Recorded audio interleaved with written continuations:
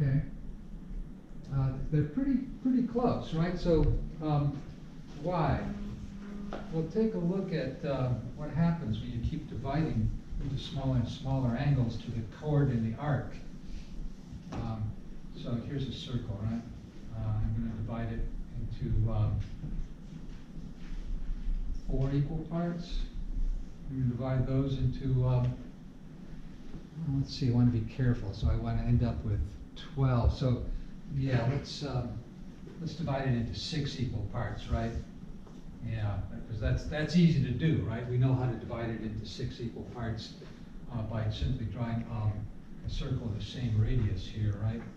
And finding this point here, and then I've got 6 equal parts, right? Which I can then find these points here and get my hexagon perfectly inscribed in the circle like so.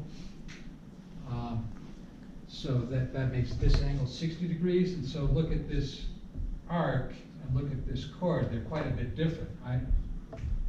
But when I divide that into 30-degree parts, well, this arc and this chord are not quite so different. When I divide that into equal parts, you see this arc and this chord are pretty much the same length, and if I go one more, then the difference between the arc and the chord are pretty much non-existent, right? Or barely discernible, which is why we see the same number in the length of the chord and the length of the arc. But then they start getting shorter, right? The chord starts getting shorter, not much shorter, right? So 15/0 and 14/57, that's 57/60ths, right? Those are pretty close. The chord is slightly shorter than the arc, right? And as you go, that becomes more and more pronounced to where 90/0. So what does that correspond to? I guess that corresponds to a right angle at the center. You'd be looking at, well, let's see, something like that. So 90-degree.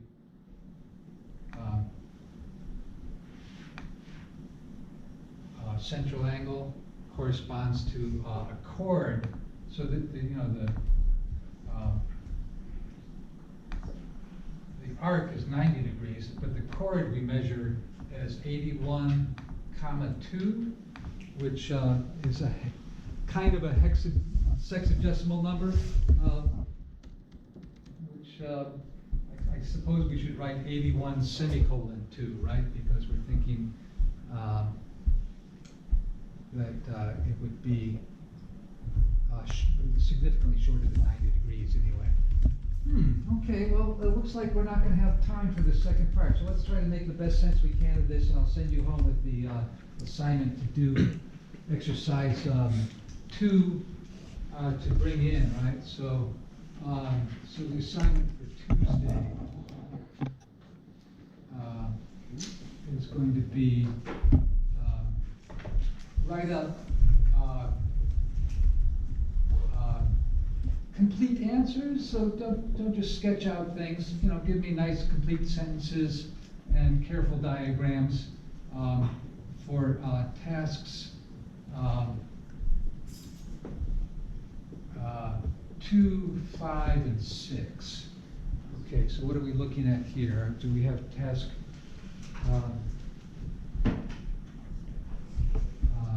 task 5 was here, and now we're getting on to task 6, which is to look at the central angles that correspond to the chords which were a certain size. Do these angles appear as the arcs in Hipparchus's table? And I think we've kind of answered that. So the inscribed regular polygon in task 5C was obtained by having the arcs between vertices corresponding to inscribed regular polygons in task 2. So did we get this arc here? We got the arc, which is 30 degrees, but did we get the chord? Which we did not, but we did sort of talk through how you might get the chord. So we know that triangle APA prime is right. Right, got a right angle at P, and we know that AP is equal to, did we get AP? Yeah, that's 1/2, right? And we know that A prime P is going to be 1 minus OP, and did we get OP? Square root of 3 over 2, I think I erased it here, right? That's going to be 1 minus square root of 3 over 2.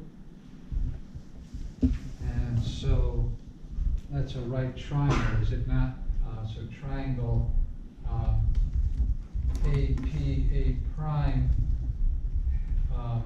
has AP squared plus A prime P squared equals A prime squared. And this we know AP is 1/2 squared. And this is going to be the square of 1 minus root 3 over 2. And we want that to be A prime squared. So what do we get?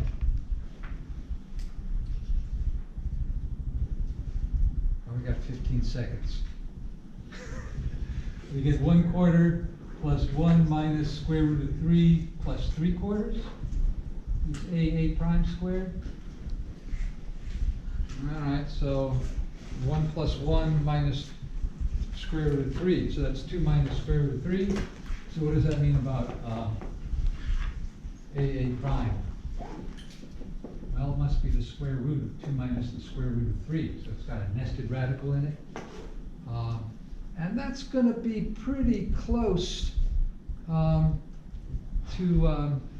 so we have the degree measure of 30 degrees, which is say here, right, is 30, 0 is the way they're writing it, is the way that arc is written in the table. So what would the arc measure of that be? I guess that's the question, right? So we want to convert this to an arc measure that corresponds to this degree measure. All right, well, watch the MyOpenMath page. I'll sort of summarize what we've done here, perhaps a little bit more carefully. And have a nice weekend.